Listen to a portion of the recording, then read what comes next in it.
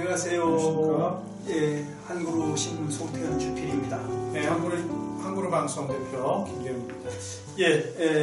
이번에는 우리 한그루 신문 신면에 있는 그 복음면이죠. 배종렬 교수가 쓰신 성령의 충만함에 대해서 한번 살펴보려고 합니다.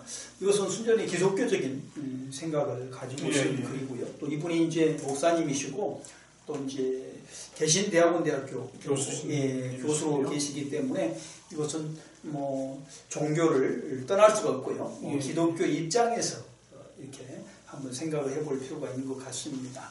이 배종렬 교수님은 이제 포체프스트롬 목사님이죠? 박사 같이. 포체프스트롬에서 철학 박사를 하신 신학학 전공자세요.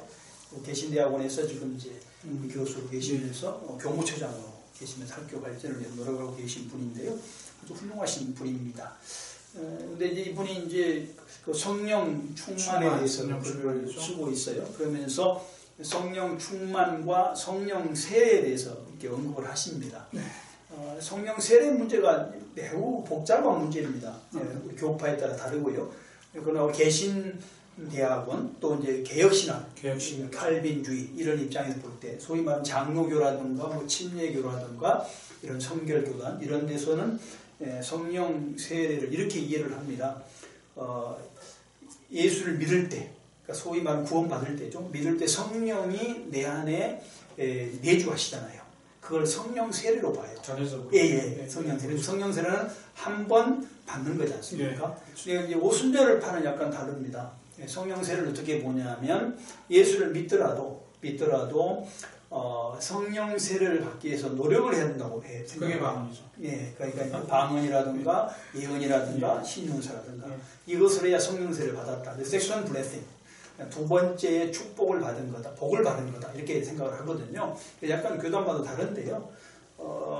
저는 개혁주의 입장이 옳다고 생각하는 사람이에요. 그러니까 예수를 믿을 때 내 안에 성령이 오시면 성령 세례 받은 거다 하는 거죠. 그리고 성령 세례를 받은 자는 이제 그 속에서 하나님께서 이미 성령 세례 받을 때 예언, 방언, 신유 등등등 많은 능력을 한꺼번에 주신 거예요. 그 성령이 오셨으니까. 성령은 하나님이시니까 다 할 수 있지 않습니까? 그런데 그거를 필요할 때 결제를 하십니다. 예를 들면 기도를 많이 할 사람에게는 방언의 은사가 필요하잖아요. 기도를 많이 하려면 뭐 대표님도 그러시겠지만 기도 많이 할 때 맨정신으로 하려면 기도 잘 몇 시간 못 하잖아요. 방언 받으면 할 수 있잖아요. 뭐 대표님 방언 받으셨잖아요. 방언을 받았기 때문에 기도를 오랫동안 하실 수 있는 거잖아요. 지치지 않죠. 그래서 이제 그걸 결제하신 거예요. 필요한 사람에게. 뿐만 아니라 안 하면은 필요가 없으니까 하나님께서 다시 결제하지 않으실 수 있는 거죠. 그래서 그런 측면에서 우리는 성령 세례를 이해한다는 것이고요. 오늘 주제는 지금 배 교수님은 성령 충만에 대해서 이렇게 말씀하고 있는 것 같아요. 그리고 포인트는 이제 성령 충만을 이제 반복적으로 얘기를 하신다고요. 성령 세례가 단회적으로 일회적인 의미라면 성령 충만은 충만하고 또 이렇게 계속 반복적인 의미로 계속 이렇게 말씀을 하시고 있는 것 같습니다. 특히 성령 충만은 저기 대표님 두 가지로 특히 이제 우리 배종렬 교수님께서는 이렇게 말씀을 하고 계십니다. 보니까 이제 내적인 성숙과 관련된 성령 충만의 의미, 그리고 외적인 사역, 외적인 의미로서 사역과 관련된 성령 충만의 의미를 소개를 하고 있는데 잠깐 소개해 드리겠습니다. 그러니까 같은 말인데요. 같은 말을 다른 측면에서 쓰는 거잖아요. 예를 들면 이런 거죠. 제가 있는데 집에 가면 남편이고 아버지이지만 교회 가면 목사고 학교 가면 교수다. 뭐 이렇게 다룰 수 있지 않습니까? 같은 말이 다른 측면이 있으니까 똑같은 겁니다. 성령께서 내 안에 들어오셔서 성령 세례를 받으면 당연히 충만하죠. 충만이 되지 않습니까? 그러니까 충만하다는 것은 뭔가 이렇게 뭐랄까 풍요롭다는 뜻이잖아요. 충만하다는 것은. 그러니까 우리 삶이 풍요로워지고 생각이 풍요로워지고 그럴 수 있지 않겠습니까? 그러니까 내적으로 그런 일이 벌어지는 거죠. 근데 그것은 외적으로 어떤 거냐면 사역을 하는 것이 달라지게 되는 거죠. 사역할 때 내가 아빠로서 사역 또는 교수로서 사역, 목사로서 사역 또는 방언, 예언 이렇게 나타나지 않습니까? 그것이 외적으로 나타나는 것을 외적 성령 충만이라고 한다는 거죠. 그래서 이 교수님 뭐라고 말했냐면 형용사로 쓰이는 경우가 동사로 쓰인다고 말했어요. 말이 어려울 수 있는데 형용사로 쓰인다는 것은 움직이지 않아요. 형용사는 그냥 남자, 멋진 남자, 뭐 안 움직이잖아요. 그 자체잖아요. 그러니까 성령 세례를 받으면 당연히 성령 충만이 일어난다라는 그런 원리를 말하는 거고, 그러나 그 사람이 방언을 하게 되면 동사로 쓰이는 거예요. 움직이는 거예요. 변화가. 그래서 이제 동사로 이렇게 동사로 이해할 수가 있다. 그러니까 성령 충만은 형용사와 동사가 있다. 원래는 우리 사람이 똑같이 한 사람이 거기 있었는데 성령이 들어와서 우리를 성령이 있는 사람을 만들었으니까 형용사 역할인 것이고, 그 다음에 우리가 성령이 들어와서 행동을 하잖아요. 대표님들은 방언하든지 예언하시면 그것이 동사로 움직여지지 않습니까?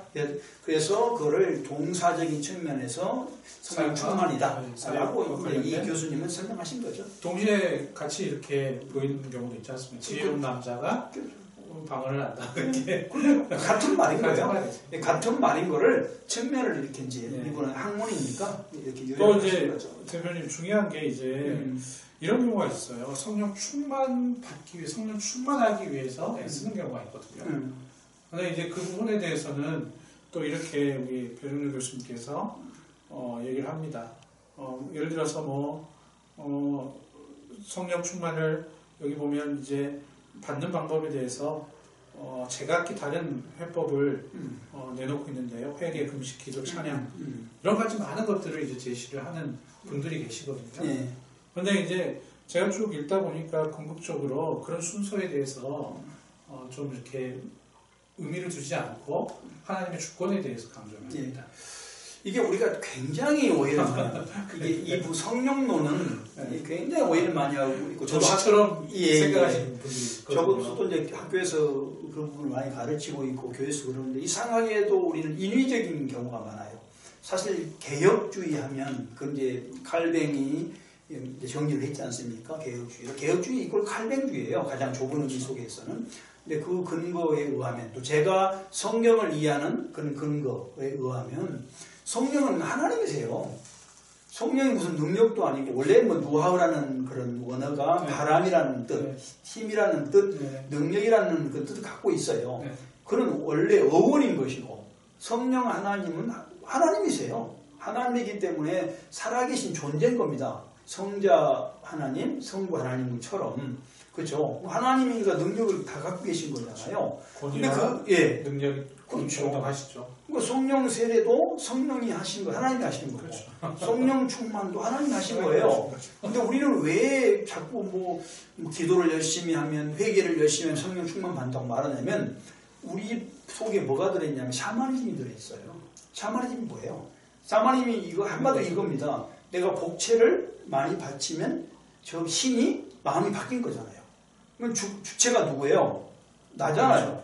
내 돈에 의해서 신이 바뀌는 거예요. 그죠? 그러니까 그거는 그런 의식을 갖고 있어요. 우리 대한민국 사람들이. 그래서 약간 샤머니즘적인 해석을 많이 합니다. 그래서 내가 뭘 하면 될 것 같은 느낌이죠. 그게 아니죠. 그 모든 것을 하나님이 하시는 거예요. 하나님이. 그래서 내가 기도함으로, 내가 기도해서 성령 충만을 받는 게 아니라, 기도도 하나님이 하게 하셔야죠. 기도 마음대로 합니까? 안 됩니다. 하나님의 능력 안에서 한 거예요. 결제하셔야죠. 다만 기도한다는 말이 내가 한다는 뜻이에요. 기도를 하나님이 하시진 않죠. 기도한다는 말이 내가 기도한다는 뜻이에요. 그 내가 기도한다는 것을 성령께서 주관하신다는 거예요. 이 말이 이제 이해가 잘 안 될 수 있는, 어려운 말일 수 있는데, 예를 들면 믿음을 갖는다는 말을 생각해 보세요. 믿음을 갖는다는 건 내가 믿음을 갖지 않죠. 믿음이라고 하는 것은 하나님이 선물을 주시잖아요. 그럼 움직이잖아요. 그러니까 다른 사람들은 믿음을 갖는 것은 하나님이 하신다고 이렇게 아무 의문 없이 받아들여요. 믿음을 가졌다, 하나님 주셨다 이렇게 받는데, 회개를 왜 하나님이 주체라고 말하냐 이렇게 질문하거든요. 회개는 내가 하니까, 하나님이 믿음처럼 이렇게 주신 것이 아니라, 뜻이 회개가 내가 한 것처럼 되어 있잖아요. 그러니까 이거는 회개는 내가 한 건 아니냐고 생각하는데, 내가 하는 것은 하나님이 하신다고요. 내가 한다는 덩어리를 하나님이 하신다, 그 말이거든요. 그러니까 성령 충만도 마찬가지라는 거예요. 성령 충만도 성령이 충만한다는 거, 그것은 내가 충만해지죠. 내가 내 자신이 충만해요. 그러니까 동사적 개념이 있다고 했잖아요. 네. 근데 그 동사적 개념 덩어리를 하나님이 하신다는 거예요. 그러니까 내가 노력해서 될 일이 아닌 거예요. 그러니까 순서가 없다는 거죠. 네, 그렇죠. 어떤 뭐 도식도 없고 하나님의 주권하에 놓여져 있는 하나님의 일이기 때문에 말 그대로 이제 좀 저희가 좀 겸손한 의미에서 이해를 한다면 성령 충만을 기다린다 이렇게 이해할 수 있겠네요. 그러니까 이제 우리가 당연히 성령 충만을 하면 성령이 나를 지배하는 거잖아요. 성령 충만이라는 개념 자체가 네. 성령이 지배하는 거예요. 성령의 통치 지배죠. 그렇죠. 네. 그러니까 우리가 예를 들면 물을 먹으면 물에 의해서 지배를 받고 또 그다음에 뭐 물속에 들어가면 물에 의해서 지배를 받고 또 다른 또 그늘에 있으면 그늘에 의해서 지배를 받고 네. 그렇게 충만한 거잖아요. 충만해지는 것인데 그걸 갖다가 내가 노력해서 얻어진 게 아니라는 거죠. 수동적인 거예요. 그런 것은.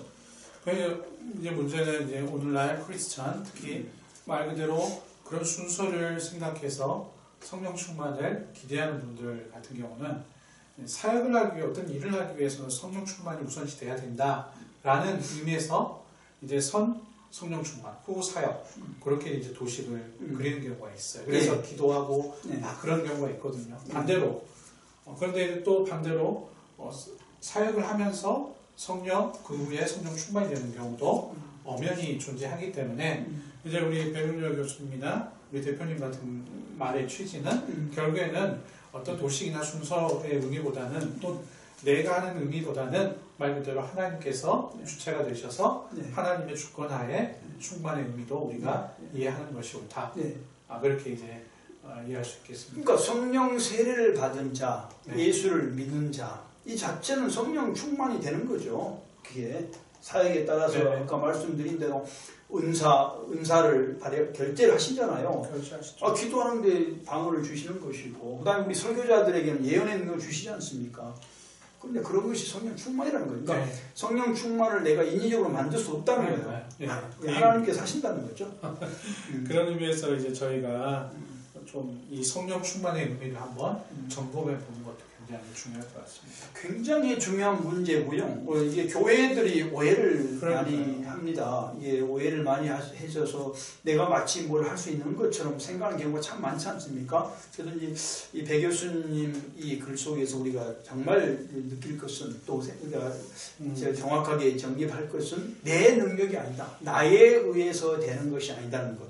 이거를 좀 잘 생각했으면 좋겠다 싶습니다.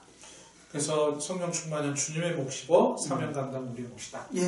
이렇게 저희가 또 정리할 수 있겠습니다. 좀 이제 이런 부분을 말하면 또 이제 많은 분들이 답답해하는 경우가 있어요. 그럼 나는 뭐 하냐? 이렇게 말하는 부분이 있어요. 협력이라는 의미를 어떻게?